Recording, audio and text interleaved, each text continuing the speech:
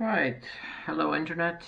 Yet another teardown video and analysis. So this is a newest acquisition. This is a Asus Strix RX 570 8 GB model OC.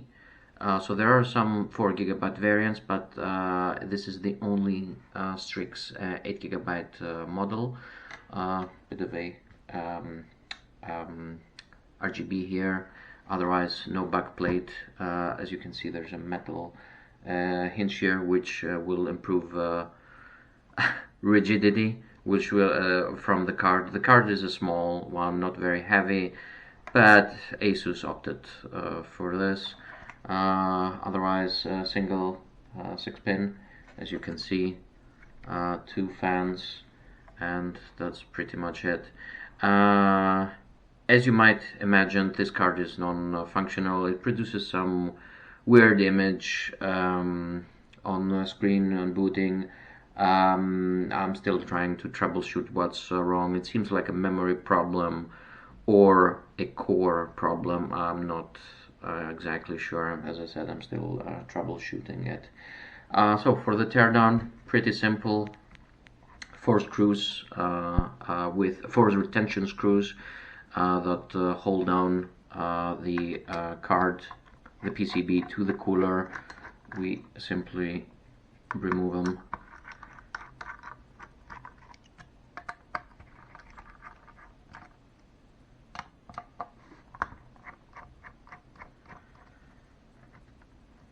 And very carefully lift. On opening, there are these 2 connectors here for the RGB and for the fans. So we just disconnect these. Be careful because the RGB one is pretty flimsy.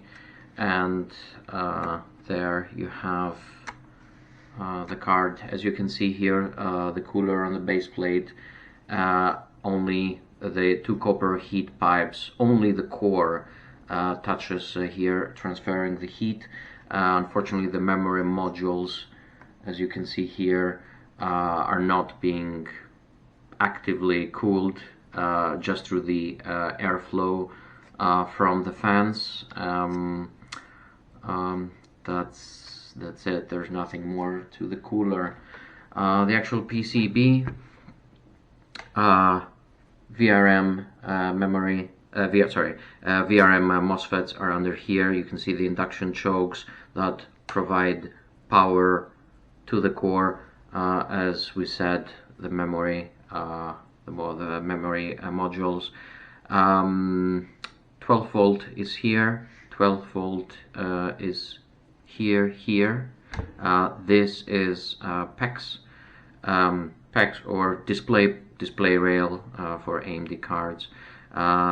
This is I think that's this is MVDD, so that's powering memory, 1.5 volts. This is VDDCI that initializes the core, if I'm not mistaken, and 5 volt is here, and specifically the 5 volt pin is the bottom one from the 2, is this one here, and that's ground. And if we flip the card over to this side, we have, I'm not actually sure if that's 3.3 volts. I could be mistaken. I have still yet to locate it, but that's it pretty much from the component side. And you have the 2 screws here that are holding the heatsink for the memory VRM. So sorry, for the memory VRM, for the MOSFETs for the V-core.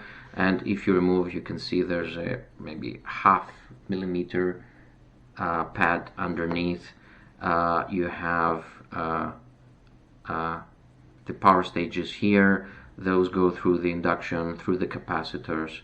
I'm guessing this is filtering These row of capacitors here, there's filtering capacitors that provide power to the GPU.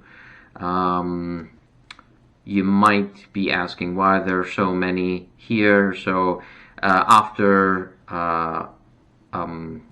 this, from the 6-pin, after 12 volts are inducted to the card, they go through the DRM MOS, so the chip that controls the voltages that go to the core, that go through the high set MOSFET, and I don't know why I'm not a GPU designer, they go through 2 sets of low side MOSFETs into the inductors, into the capacitors, through filtering capacitors, if I'm not mistaken, into the GPU core. This is an RGB port here, RGB fan port here, which you can connect an extra case fan or something. This is the RGB port, this is the cards connector port, the crystal oscillator here, and that's pretty much it. We went through the basic components. It's pretty much pointless to remove this bracket here, there's nothing more to it. This card is pretty lightweight, I don't know why, there's no sagging. Even without it, I'm pretty sure there would be no sagging after so many years of service. And that's it pretty much. So we're opening our multimeter and we're attaching to ground with this one here. Let's move it closer to the camera so we can all see the numbers. So first of all, measuring, so this is 12 volts, it's cycling, which is good. 1, 2, 3, 4.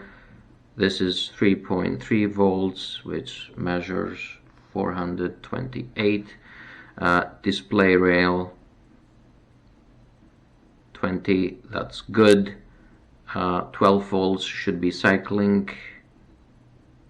and it's cycling. The other 12 volts should be cycling, and it's cycling.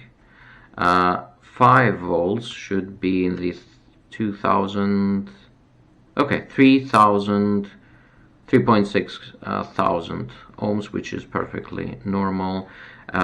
This is V memory, 23.4.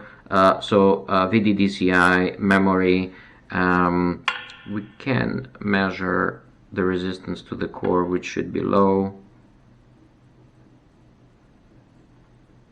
Yeah, and 12 volts here should be also cycling. Come on.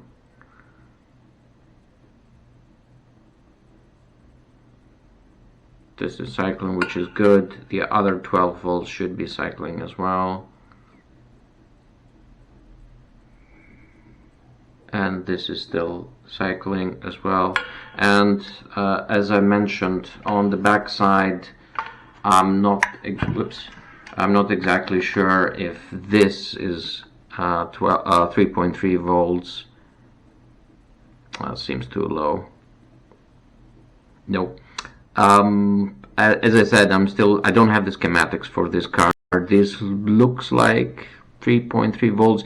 Usually on RX 570s, this is where 3.3 volts is located, and usually there are some capacitors next to it. Let's see if this foot here, 5.5, this could be it. Open line.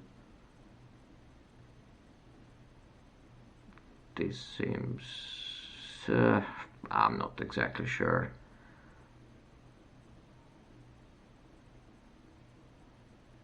Yeah, this could be 3.3 volts, I'm guessing. As I said, I don't have the schematics. The card is working, the card is powering up, is heating up nice and good, but unfortunately it does not produce any image, any clear image, that is. The only thing that's producing is like vertical lines throughout the screen, and usually that does indicate memory problems. As I said, I'm trying still to troubleshoot. There's a memory program called T-Server that can find out if the memory has issues. If it's not the memory, that means the core is dead, which obviously there's no coming back from. But between work and doing this as a hobby, I'm still trying to figure out what's wrong. That's it for this one. Another short video. Thank you for watching. See you on the next one. Thank you very much.